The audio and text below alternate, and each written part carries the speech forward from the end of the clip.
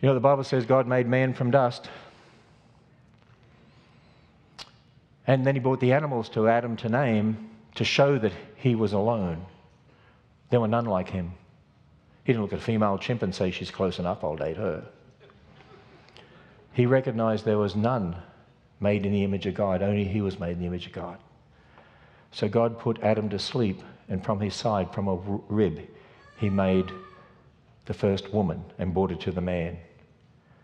By the way, the Bible has the woman coming from the man. There are many pastors in our churches telling kids to believe in evolution, that man came from an ape man and God made the man from an ape man. He made the woman from an ape woman. The Bible says man was made from dust and the woman from his side.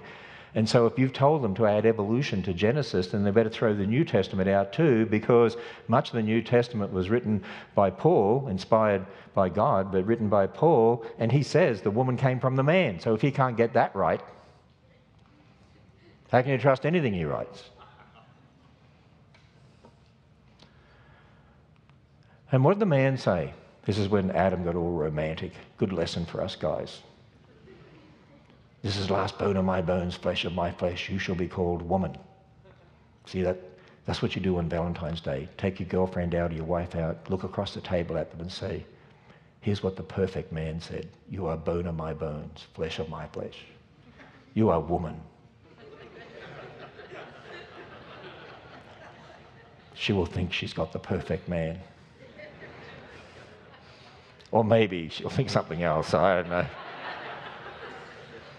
And then you know what we read? Therefore, this is the reason a man shall leave his father and his mother and hold fast to his wife, and they shall become one flesh. Wait a minute. This is the reason for marriage. God made humans male and female. He made the male from dust. He made the female from the man, brought it to the man. She was called woman because she was taken out of the man. How much clearer can it be that God invented marriage and it's one man and one woman? That's the first marriage. That's the origin of marriage. Of course, if you haven't taught your kids to believe Genesis, a marriage is whatever you want to make it to be. If their foundation's man's word, there's no such thing anyway. In Matthew 19 and Mark 10, when Jesus, as the God-man, was asked about marriage, do you know what he did? He quoted what we read in Genesis 1:27 and Genesis 2:24. Haven't you read, he was made in the beginning, made them male and female, Genesis 1:27, and said, for this cause shall a man leave his father and mother, cleave unto his wife, there'll be one flesh, Genesis 2:24. Jesus is saying the history in Genesis is true. That's why the doctrine based in that history is true. And I've got a message for the Supreme Court Justices of the United States. You people did not invent marriage. God did. And by the way, if you think about it, when anyone asks you about what you believe about same-sex marriage, first thing you really need to do too, is help people understand where you're coming from, the foundation you're coming from. But you need to understand this. There's no such thing as same-sex marriage because marriage is a God-ordained institution. They're borrowing from the Christian worldview to use the word marriage.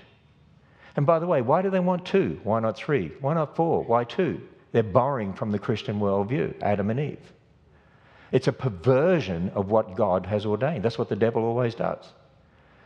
They could have same-sex union if they want, and they have to answer to God for that one day. But there's really no such thing as same-sex marriage. That's why in our articles, when we talk about same-sex marriage, we put marriage in quotes, because there's no such thing as same-sex marriage.